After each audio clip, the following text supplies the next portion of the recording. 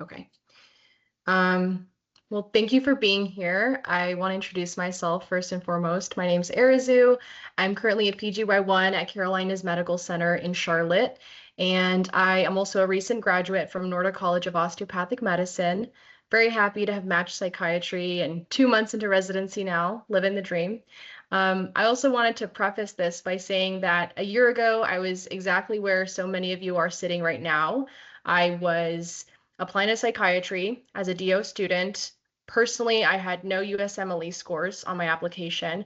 I was also applying from a brand new school at that. So inaugural class, a lot of uncertainty in that position, I'll say. And so I completely relate and resonate with maybe some of the feelings y'all are experiencing, some of the anxiety, the overwhelming feelings, even frustration at times.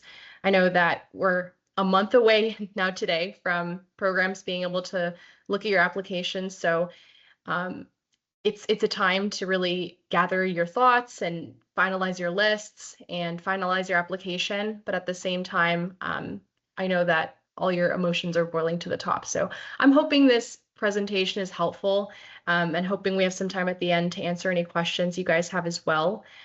Just kind of drawing on the data I've had a chance to look at over the last year, as well as my own personal experiences. I'm hoping it's helpful. So I also want to preface by saying that this presentation and the data and tools I'm sharing are primarily geared towards DOs applying into psychiatry. I know that that was part of the registration, but just to clear that up, that's primarily what this is about. So we can go ahead and get started.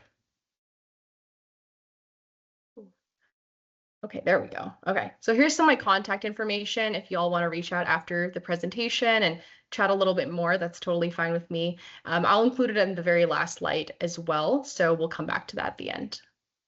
I just want to start off by briefly looking at the ERAS 2026 timeline. I know you are pretty well aware of this timeline, so I won't spend a lot of time here. Just that y'all can start to submit your applications starting in September 3rd, and that your programs can start reviewing your applications no earlier than September 24th. So my general advice would be to have all of your letters and your personal statement, which is probably the most important thing on your application aside from some of the academic metrics, done by mid-September. And I would also advise you guys to submit your applications several days in advance of that September 24th deadline. You don't want to wait until the day before. I want to start by looking at the Psychiatry 2025 match. At a glance, it was our most recent full cycle of match, so we can start there. We had, as far as PGY1 psychiatry positions, there were 2,388 positions offered, and we saw a fill rate of 99%, 99.7%. So that's only 8 positions unfilled. And as far as DOs go, we secured 542, at least the DO seniors secured 542 of those positions, which is about 22.7% of the psychiatry positions overall. So about 1 in 4, which is not bad.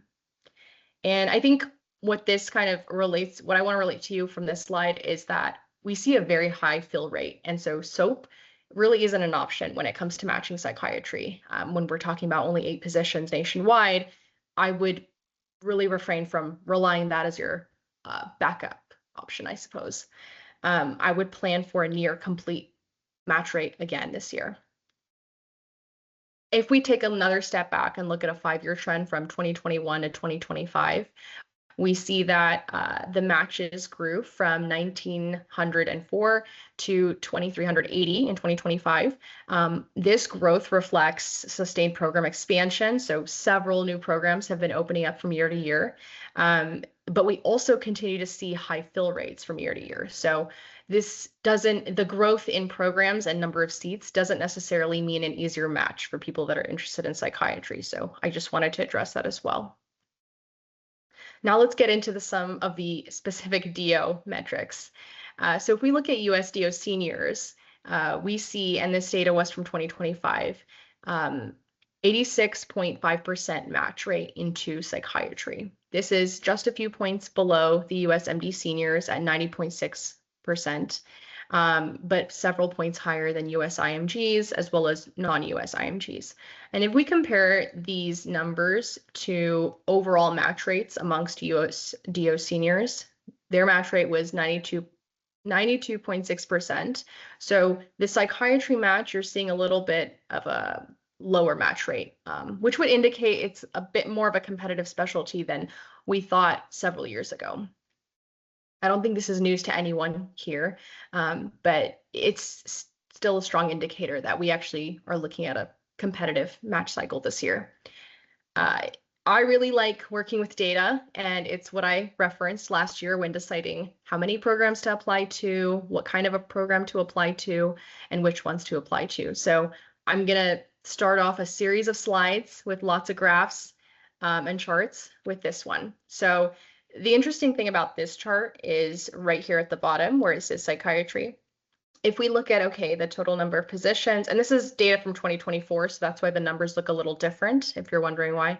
Total number of applicants, and then number of all applicants per position. I thought this metric in particular was really important for us to look at because this shows how many applicants are vying for one position. And as we can see, psychiatry is, by this metric, more competitive than specialties like child neurology, emergency medicine, family medicine, and pediatrics. And it's on par in terms of competitiveness with things like internal medicine, approximately on par with neuro, OB-GYN even, ENT, which was a bit surprising, and PM&R. But you have to consider the fact that these are, and this is by preferred specialty. So while you have the total bulk of people applying to psychiatry, and that number is much higher, this is by preferred specialty. So this matters a lot. If we take a look at this chart or graph, we look at match rates of US DO seniors by preferred specialty again. We have psychiatry here at the end, and this number again is by preferred specialty, which is also makes it a little lower, I suppose. And I just wanted to provide this so that we can get a visual of the data we looked at in the previous chart. Just see how competitive it is with regards to other specialties as well. Moving forward, we can see the summary statistics on USDO seniors applying to psychiatry. So things like number of contiguous ranks for matched versus unmatched applicants, kind of giving you a snapshot of what to expect in terms of your matchability, if you want to call it, later on when you're interviewing and ranking down the line. But even things like step scores, COMLEX level 2 scores are on here as well. So really interesting data. It's important to compare yourself with the averages, but by no means is this meant to be a limitation on whether or not you should apply to psychiatry.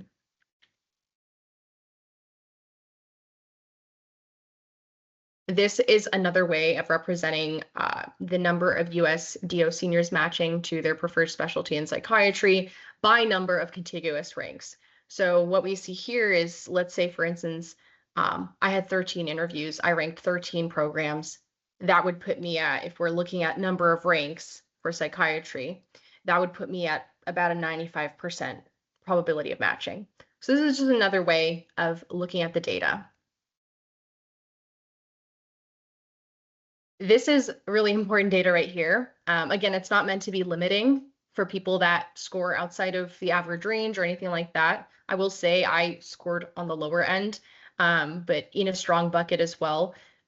So if we're looking at COMLEX level 2 scores, which every GO student is required to take by this point or shortly, we can see the different buckets of matched versus not matched applicants in psychiatry based on their level 2 score. So I would say this is one of the more important graphs, just so that you can be aware of maybe how to adjust your list. For instance, if I'm in a lower bracket, one of these two brackets, I might need to apply to more programs to give myself that competitive edge over people that maybe are scoring in this higher bracket where you're seeing less unmatched applicants. And this is also another way of looking at the data. I think I spent a lot of time looking at this specific graph to the point where I felt like I was going into psychosis. So maybe don't take my advice on this one, but you know, looking at your score and then directly correlating it to your probability of matching whether or not you find this helpful, I thought it just gave me a better idea of maybe I need to apply to maybe a few more programs than the average DO senior because my score is a little lower.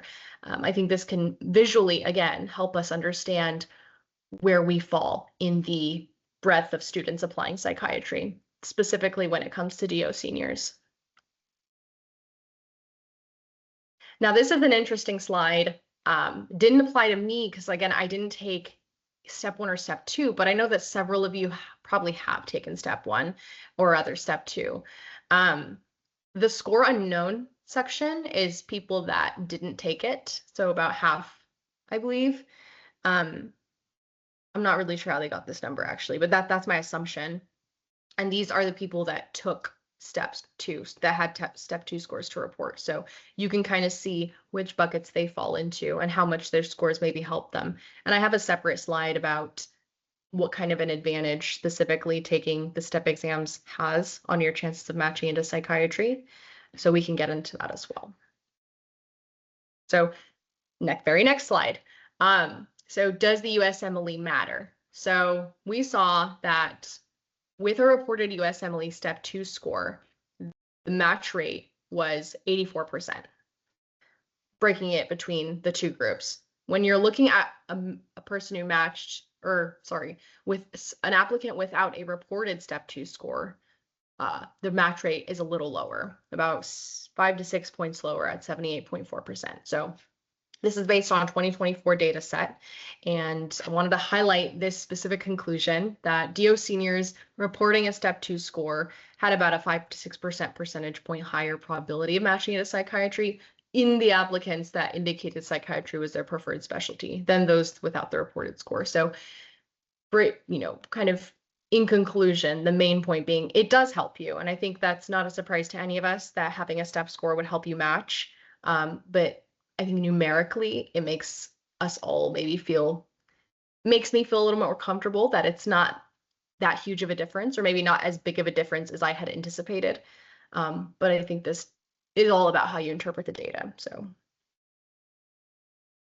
let's talk about what program directors care about when it comes to your application.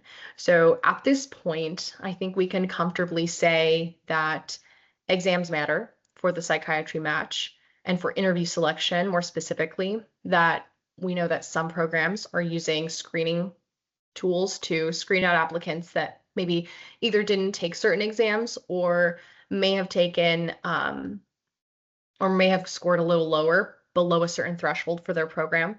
So we know that step 2, level 2 is an actionable metric moving forward, and currently moving forward in psychiatry match. But we've also seen that PDs in surveys conducted after the match consistently rate interview interactions, their applicants' interpersonal skills, and letters of rec amongst the top ranking factors when it comes to across specialties, but also specifically within psychiatry. I think those things are going to be key in terms of securing your match. And specifically with regards to the letters of rec, because that directly correlates to your application. It's something you still have a little bit of control over, although I'm sure most of you have some of your letters in already. I will say something I didn't put on this page, but that I've seen across many surveys, specifically for psychiatry, is that the personal statement really, really matters. So I think in these last few weeks before submitting your application, focusing your time and energy on finishing up those last minute revisions, having several people take a look at your personal statement, maybe not making any major adjustments to your personal statement, especially as we approach mid-September, but making any of those necessary changes essentially in the next few weeks. Some of the tools that you should be using to build your program list, the two main ones I personally used were FRIDA, which is a comprehensive list of the ACGME psychiatry programs and other specialties as well. There are some helpful filters on there. There's a lot of information, contact information for programs, for all of the programs really. I spent a lot more time actually on Residency Explorer. It has some of the program characteristics I was interested in, like percentage of DO residents that matched into their program, for instance. I think that those kinds of metrics really matter for DO students because I think all of us can agree we want to be somewhere where our qualifications are respected and valued, but also somewhere where we're likely to match. And we can get into this a little later, but statistically, I think you're more likely to have a successful match if you are applying to majority of programs that have matched DOs before.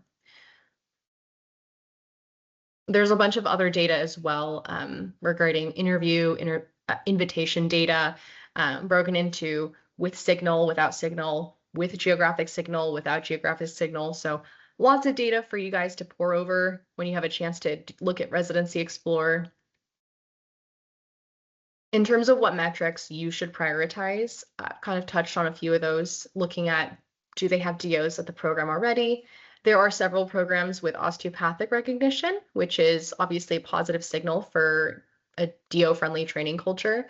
But there's not too many actually that have this recognition, so that shouldn't be your only metric, obviously. I think another big one, especially for the folks that didn't take the USMLE exams, is going to be that you verify whether or not they do accept COMLEX only from applicants. Very few programs are going to explicitly say that they don't take COMLEX. So this is kind of a gray area because I found that when I was reviewing a Residency Explorer, that there were some programs that maybe hadn't updated their policies on Residency Explorer. They're technically supposed to yearly, but they don't always. And so while on Residency Explorer, they would indicate they are non-accepting of COMLEX. Occasionally, I would reach out to a program director or program administrator, and they would clarify that they do, in fact, accept it. So I think that doing your own individual research about programs you're particularly interested in would be helpful. But overall, it wouldn't hurt to look at Residency Explorer and sort of let that help guide your decision. Because at the end of the day, we don't have time to reach out to 60, 70, 80 programs that we're applying to. But just know that some programs are not going to accept COMLEX only.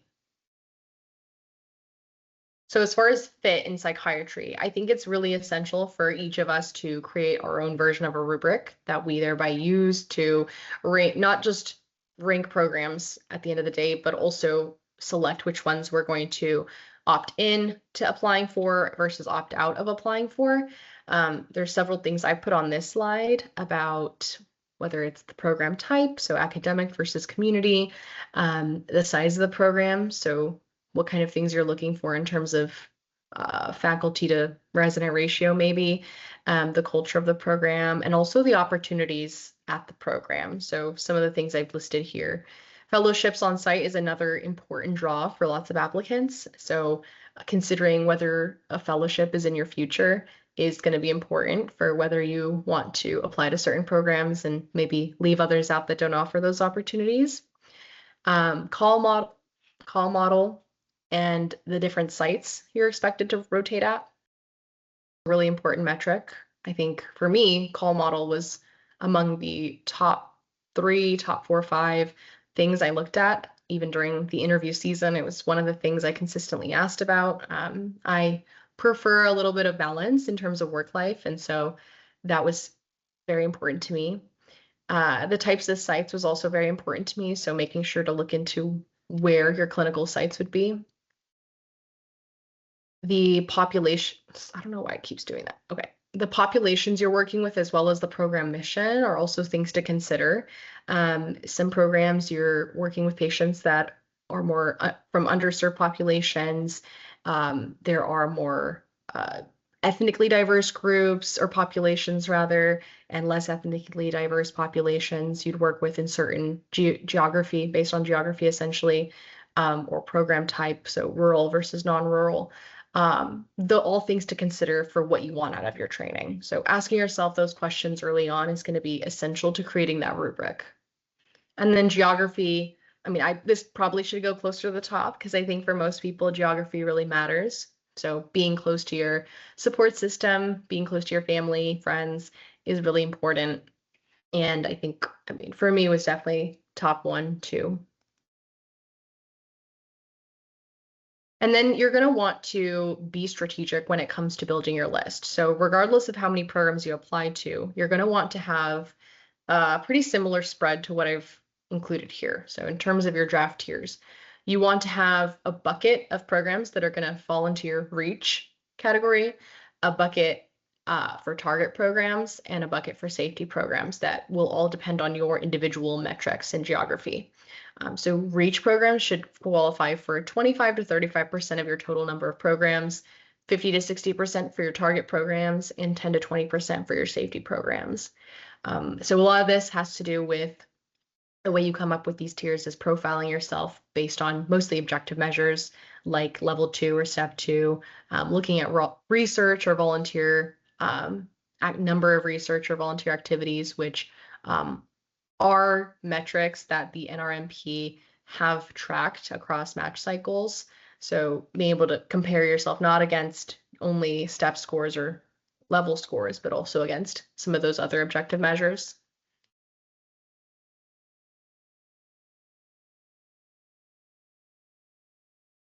So in terms of how many programs, this is all going to be on an individual basis. I will say that I applied to more than average, and average back in my day was 81% for DO seniors. So historically, DO seniors applying psych have applied very broadly, which is also what I did. I didn't necessarily stick to one geographic region or even 2 or 3. I think I applied in at least one program across all regions. So 81 was on average for 2024. And the evidence-based approach I to you as far as how many to apply to is that 10 to 12 interviews so that you can rank about 10 to 12 programs, because that metric alone is the most tightly matched or linked to matching. So with that in mind, considering how many programs you want to apply to ensure that 10 to 12. And working backwards like that can be a bit confusing and maybe not feasible, but just having that target or that goal in mind can be helpful regardless. Signals, I feel like this is going to be a big question for a lot of people. It certainly was when I applied last year, especially since we're still in the infancy of understanding how signals work, even in this iteration of using signals. This is the advice I would give. Not everyone would give the same advice as far as how to use your signals and the distribution of signals, but I would say I would prioritize targets. I would allocate 5 to 6 of my signals for target programs where my data, my objective data and mission aligns. I would absolutely pick a few reach programs to signal, and where the signal may help tip you into the interview pile, where maybe not having a signal wouldn't get your application a second look. And then I'd absolutely reserve 1 or 2 for true safeties that you would rank. So be very mindful about the safeties and the targets and reach programs that you are going to signal, because 10 sounds like a lot, but it's when you look at the data, it's not that much. So looking at the data, a median DO the conversion rate for signals is approximately 4 out of 10. So out of 10 signals, you can expect to get those 4 interview invitations, and the rest come from non-signaled applications where the conversion is much, much lower. So we do need to be mindful of that data and apply to an appropriate number of programs and also appropriately use our signals. And I also want to mention that when I signaled my 10 programs, I did mirror each signal with a why us paragraph at the end of my personal statement. Not everyone does this for all 10 of their signals. I'm not sure how much it helped. I was trying to think about how many signals actually converted for me, and I want to say it was 5 or 6, so a little bit above average. And I think part of that was including that why us statement at the end of the personal statement. So it can even just be a few sentences, just sort of personalizing why you're interested in their program and why you've signaled them. It can go very far for a lot of programs. And that's my presentation. So I'm happy to take questions at this time.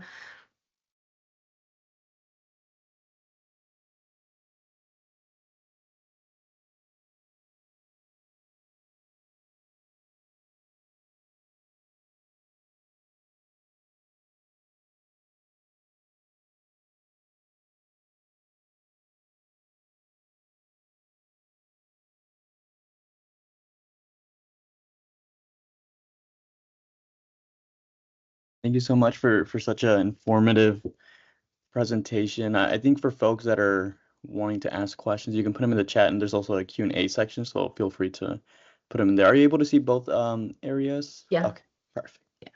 Okay. So did you find geographic signaling also influenced the interviews you got? Yes. And after making this presentation, I realized I didn't address geographic signaling at all. And actually, that was a big point of stress for me because in looking at the data and diving deep into the data last year, I realized quickly that geographic signals do make a large impact on your conversion rate to interviews. And I found this was true in reality as well. So when I applied, I did find that my geographic signaling definitely influenced the interviews you got. And so I like to think of it as like you're kind of juggling a lot of things, right? You're juggling your geographic signals. You're also juggling your program signals. And there's a lot of mixed opinions about whether you should align those. That way you can maximize your chances of maybe interviewing at the programs you signaled, which are likely going to be the programs you're most interested in. So kind of most value for your signals versus maybe trying to approach it from a more broad perspective. So applying, considering your geographic signals separate from your program signals. I leaned a little bit more towards aligning those separate sets of signals. So yes, it influenced the interviews I got, and I would try to line them up as best as you can. People with the signaling process, if you're not signaling a program, unless you have a specific sort of connection or tie to the region or the program or a specific interest that aligns with their program, I think there was only a handful of my interviews that I got just purely out of nowhere, let's say. How do I feel sub-Is helped for getting interviews? Sub-Is, I think it really helped. So it's only been a year, but I can't remember exactly how many sub-Is I did. I did a few though. There was certainly sub-Is I did that didn't offer me interviews, which was frustrating. I think there was one or two, and I think or just one. And then there were certainly the rest, the majority of my sub-Is offer me interviews. So I think the sub-Is are critical. And I know that a lot of you have probably already started sub-Is or have sub-Is planned for the next several months, but I think that for DOs, it really matters, especially if you're at a school that doesn't have a home program or a home hospital, which is the majority of us. So it really does make a difference, unfortunately. And yeah, I felt like my conversion rate was really high for sub-Is. So that felt very validating that my work was appreciated. What is the benefit of doing a psych med combined program? Are these more competitive? So I'm not very familiar with the combined programs. Yeah, I would defer to Vlad and Jazz if they have any information about that, but I'm not familiar with those. Did you signal all of your way rotations? This was also something I kept going back and forth about, whether I wanted to signal them all. I had heard from some people you don't necessarily need to, or that you can ask the program coordinator or program director or whoever you're in touch with about whether a signal to a program you did a rotation at is necessary.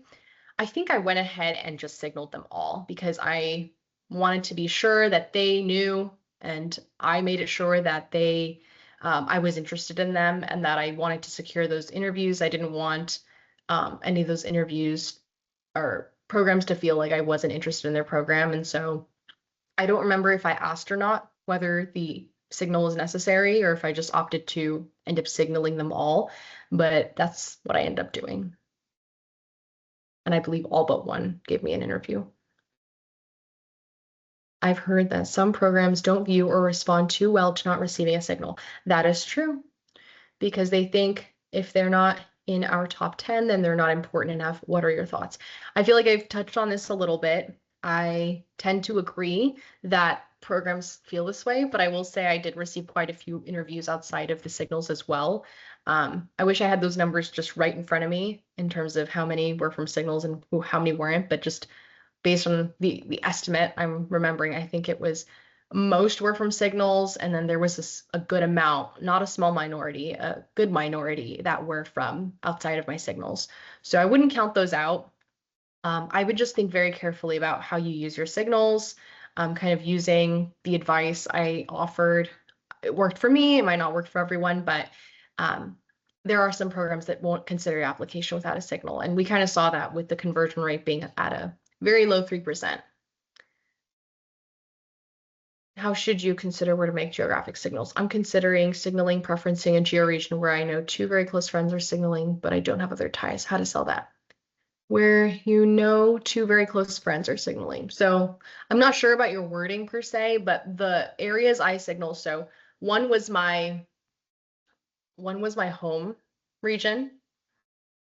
So where I grew up, where I went to undergrad, where my family lives, where the majority of my friends live. One was the region of my medical school. I think that's really important, and I got a lot of interviews from that region as well, I will say. I signaled that region. I also had a genuine desire in that region and staying in that region as well, so that helped. And then I think my last one was where my sister lives on the East Coast, and it's where I ended up matching on the East Coast. So your geographic signals will really matter. But in terms of if you don't have a substantial link or connection to that region, I would advise not to make up something. Obviously, I would never advise for people to lie anywhere on their application or bend or stretch the truth in any way. What I would advise is just to be honest. So if you have a genuine interest in a region for whatever reason, I would just express that, because you have 3 geographic signals and you should absolutely use all of them. If you use one, then the programs can kind of assume that you've signaled at least one region. So you might as well use all 3 regions. And I hope that makes sense. Versus if you don't use any of your geographic signals and you just indicate that you have no geographic preference, all of the programs that you apply to, no matter where they are, will see that you indicated no geographic preference. But if you do use one, they will know you used one. It's by assumption they'll know you used at least one and that you may have not selected their region. So I would at least use all 3. And no matter what your reasoning is, I would just be genuine about it. I don't think there are obviously some reasons or connections that are stronger than others, but use whatever you have. Can you reiterate what you said about personalizing the last few sentences to express interest in a program? Is this in regard to the personal statement? Yes. So when you are writing your personal statement, you're able to upload as many versions of your personal statement to the ERAS application. You can have, what I did was I had a main version, which went out to the majority of my programs, because I'm not going to sit there and write a personal statement for every single one, but the main one. And then I had, I think, 10 others that I had written for each of the programs I signaled. And for each of those personal statements, I took a little bit out of the personal statement to make room for the additional stuff I wanted to share about why their program. And I just put it at the very end. I think the most I wrote was maybe 3 extra sentences for certain programs I was very interested in. I think it can make a big difference because, again, someone taking the time to write that out versus someone just submitting their they're not generic, but general personal statement really stands out. I think I just did all 10 that I signaled. If you want to do more than 10 of your signals, like let's say you want to write a personal statement for 10 of your signals, but then also write some more, to kind of act as a signal in a way, you can do that. I don't have any personal experience with that, and I don't know, I wouldn't know if it's effective or not, but it'd be interesting to try that out. Let's see.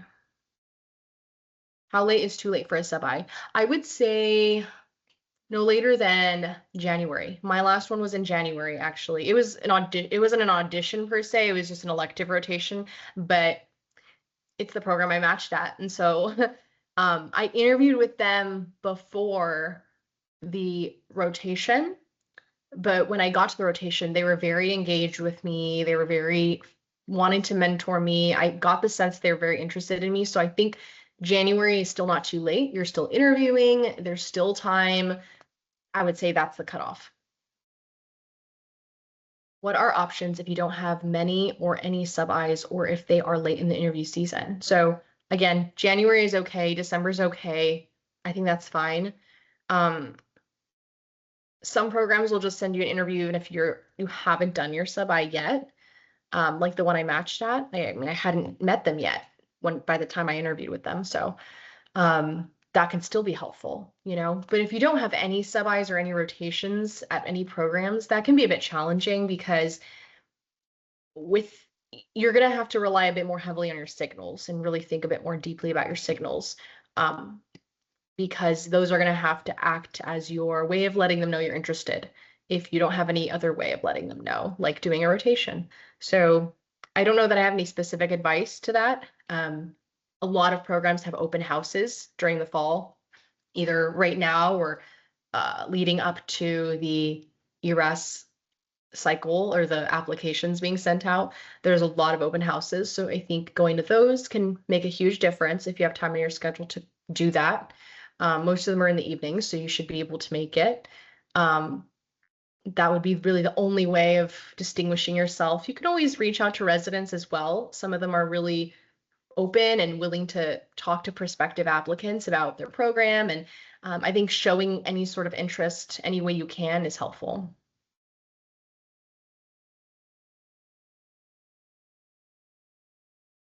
I've heard that it's okay to talk about best friends and family members in certain areas, as well as spouses or fiancés, but it's frowned upon to talk about boyfriends or girlfriends, even if they live in certain geographic regions. Do you think that's the case? That's a really interesting take because, I mean, it's like semantics at that point. So I don't know that I personally have ever heard that advice before, but it is really interesting. I think I actually included in one of my geographic regions where my sister lives, I also included that my partner's family lived out there. And so maybe it's about the terminology you use, but I don't know that it hurt me per se. So it's interesting.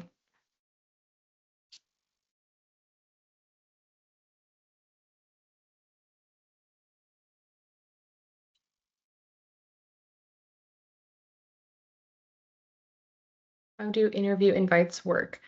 I've heard that you need to keep checking your email because they email out a link to schedule. You need to schedule immediately before slots run out. That's pretty much it. You're gonna have to register for Thalamus, where most of your interview invitations come through, and it is very time sensitive. I would say what I did was I created a separate email account for my interview invites and turned on all my notifications for that email account so that even if I was at a rotation or whatever I was doing, as long as I could safely get on my phone and register for an interview slot, I tried my best to do that. So you can download the Thalamus app on your phone, just preemptively create that email, a separate email. That way it doesn't get lost in your other emails as well. It's very important. Aside from that, there's not much you can do because sometimes you get the email and within minutes you read it and you see and you go on there and the spots have already filled up. You can waitlist, you can add yourself to the wait list for certain slots. And so you'll get an email when those open up too.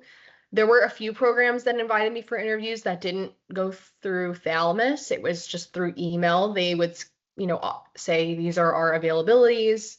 And then again, it's very time sensitive. I think I waited like 10 minutes or 15 minutes between an email and I emailed them back and they're like, yeah, sorry, there's only one option left. And so, I mean, I took it, but things can be very time sensitive and that adds another level of stress that is not fun.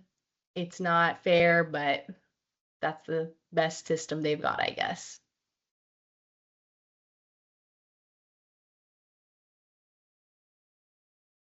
So for about 80 programs, that's a good question. I would say my best guess, because I applied to a little bit more than this, would be about $2,000. And someone can correct me if I'm wrong in the comments, but I would guess between $2,000 to $2,500. Very expensive. So I would definitely only apply places that you're willing to go. Obviously, like we've talked about how psychiatry has become a more competitive specialty. If your goal is to just match anywhere, then you're certainly welcome to apply to more programs, and that's kind of what I did. But it definitely will add up. Um, I think the first 30 programs, or it might not be 30, but I'm remembering 30 for some reason, are the most expensive, and then every program you add after that is like $11 or something. Yeah. Okay, so I had it backwards. Yes, I think you're right because they're trying to de-incentivize people from over applying, but I don't know how effective that is. 'Cause people obviously still apply very broadly. I mean, 80 is a lot, so I would guess it's between 2,000 and 2,500.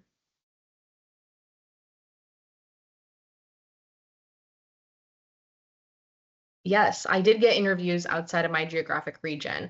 I think it was only a handful. One was a program I had done a rotation with and signaled, so that certainly helped. One was a program that I didn't interview or I didn't rotate with. I didn't signal, just kind of, I guess, was interested in my application. I didn't signal the region either, so you'll get surprises like that too. But it was, I want to say it was just yeah, one or two programs at most. So the signals really, really matter. And I would try to align them as much as possible. Did you signal any program you also signal the geographic region? Yes, I think I signaled a handful, like maybe two or three that were outside of the region, or yeah, signaled programs that were outside of the geographic regions I signaled, yes. So as best as I could, I aligned my signals, but that wasn't perfect.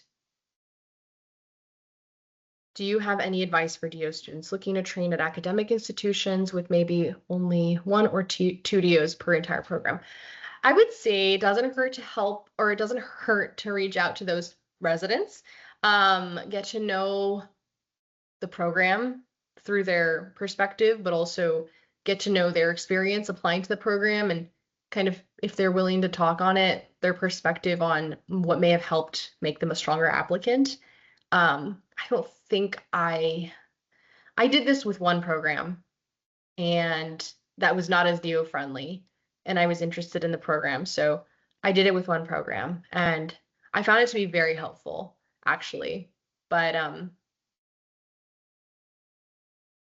as long as there's a DO there, I think that it kind of signals that they're open to it, but you have to be mindful, like certain things play a role as well, like whether there's a step two score there or not. So um, it's not just whether there's DOs at the program. Sometimes it's also whether they came with a step score or not. Can you elaborate more on how you figured out which programs were target or reach programs for you? So part of this is taking your objective data and comparing that with the programs on your list. So exam scores, number of research uh, activities, number of volunteer activities, some of the more objective data I listed out earlier. Number of DOs in the program was something else I looked at as a DO. I even looked at like some of the data on Residency Explorer about interview invitation rate for DOs. Because again, just matching a DO at their program is not necessarily an indicator of being a super DO friendly program. Sometimes it can be, I don't want to say fluke, but it doesn't necessarily indicate that they're DO friendly. So I would look a little deeper at the data, looking at how many DOs they actually invited for invited for interviews, and how many then they ranked, and data like that you can find on Residency Explorer. There's an abundance of data on Residency Explorer. So that's how I would stratify the programs primarily.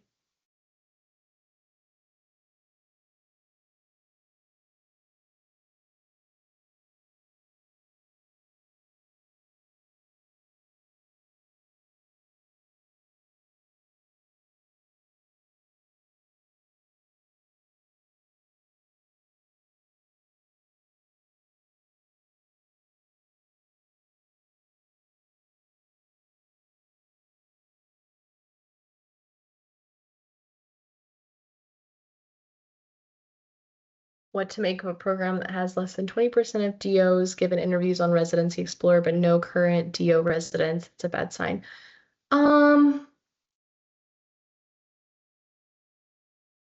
It's not as promising as maybe a program that has matched DOs, right? You'd want to see the interview rate match the DOs that actually matched. There can be a number of reasons though why DOs haven't matched. Maybe it's self-selection, or like a on part of the applicants maybe are turned away from the program. Maybe it's the program maybe not ranking DOs quite as high even after offering interviews. So there's different ways of interpreting that data, but I would say it's certainly less reassuring than a program that offers, 20% interview rate to DOs, but then has matched a few DOs. I would say it's not reassuring, but it's certainly partially reassuring that they offer interviews.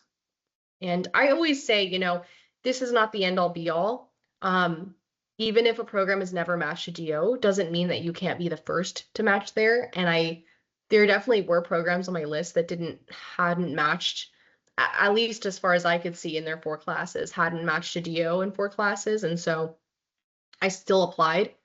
I think I would probably put those in the reach bucket just by virtue of them not matching DOs.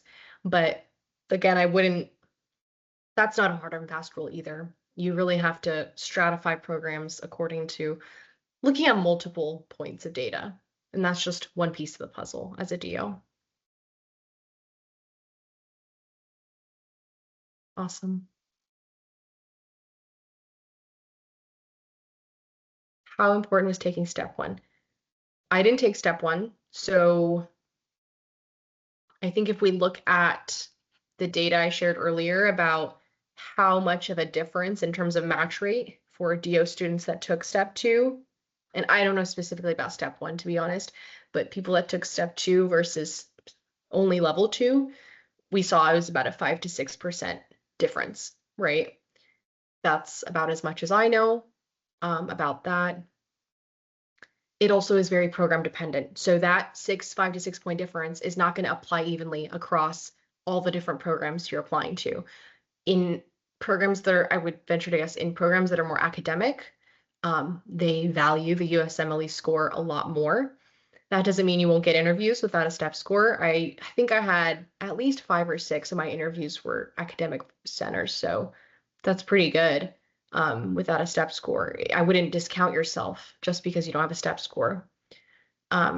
How much does research and volunteer activities factor into the application interviews, and what number of these activities? What numbers would I recommend? There was data on this and I can pull it up. I mean, if you're going purely on averages, that's probably what I would recommend, because then you're on par with the average. So I can pull that up. Mean number of research experiences for matched applicants was 2.1. So right around there is what I would recommend. Although at this point, I don't know that you can alter the number of experiences you're reporting. It's what you have is what you have, I would imagine. Number of volunteer experiences is 4.1 for matched. Interestingly, for unmatched applicants, it's 4.3. It's a little higher. But I guess that would make sense because maybe they have less research. It looks like they have less research experiences. They have 1.9 as opposed to the 2.1. So in terms of mean number of abstracts, presentations, and publications, it's 3.8 for matched, 3.0 for unmatched. So definitely those things make a difference. I know you had another part of that question. How much does it factor into the application interviews? I'm not sure. I've never operated from the lens of an application reviewer, so I'm not sure how much it matters from that perspective. I know there are surveys of program directors kind of ranking their priorities, and most of those are test scores, personal statements, letters of rec, lack of red flags, things like that. I'm sure somewhere on that list you come across volunteer experiences and research experiences. But as far as what I know, they came up in my interviews for sure. Boards don't come up in interviews. It came up once and only once in one of my interviews, and it was a bit inappropriate, I felt. But other than that, the majority of the time during interviews, you're talking about your experiences. You're talking about even things outside of your application, personal experiences, personal questions, not too personal, but just them getting to know you on a human to human basis. I've heard, in talking to people at other specialties that apply to other specialties, psychiatry interviews tend to be a bit more casual, a little bit more personable.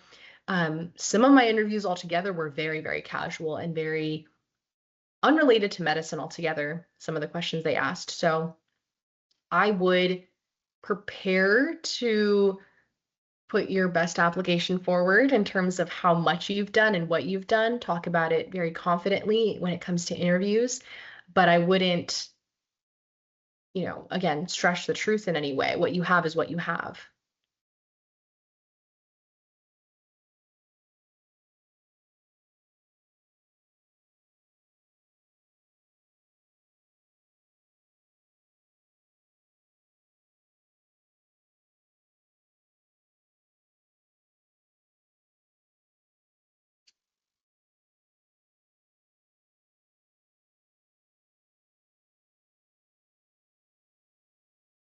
What's the max number of undergrad experiences? Okay, this is an interesting question. I think that if it's an experience that was profoundly impactful, either to your decision to pursue psychiatry or to just your journey to medicine, I would then might be able to make an argument for including it on your application, but most of the time it can kind of be seen as like a waste of space on your application, but that's very broadly speaking.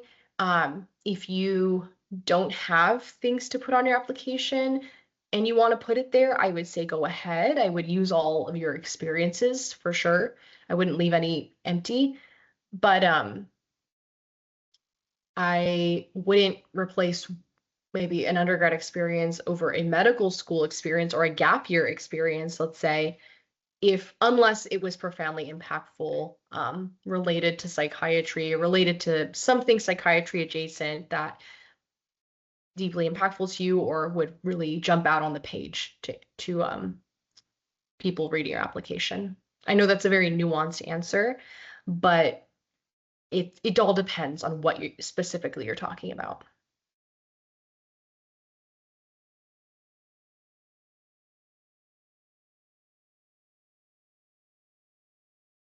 I'm going to put my email address in the chat for people that want to reach out.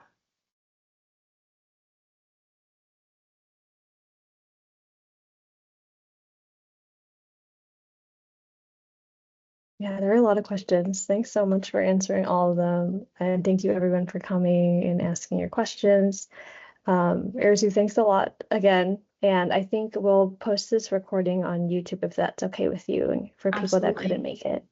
But yeah, she put her email in the chat, so feel free to reach out. You can also reach out to me or Vlad if you have any other questions non-specific to DO. But for all DO specific questions, please reach out to her because she's the expert. But yeah, thanks for everyone, coming. Arazoo, do you have any last words or anything you want to say? I just want to say good luck to everyone. I know we have a month now, so it might feel like time is ticking, but really just sit with your application, make sure you feel comfortable and confident with everything on there. Trust yourself in making these decisions about where to apply. You can be pulled in a million different directions. There's so much data to consider. There's so many different factors to consider, but really just trust your gut and apply to where you truly have interest in the program because you might end up there. So think deeply and carefully about where you apply.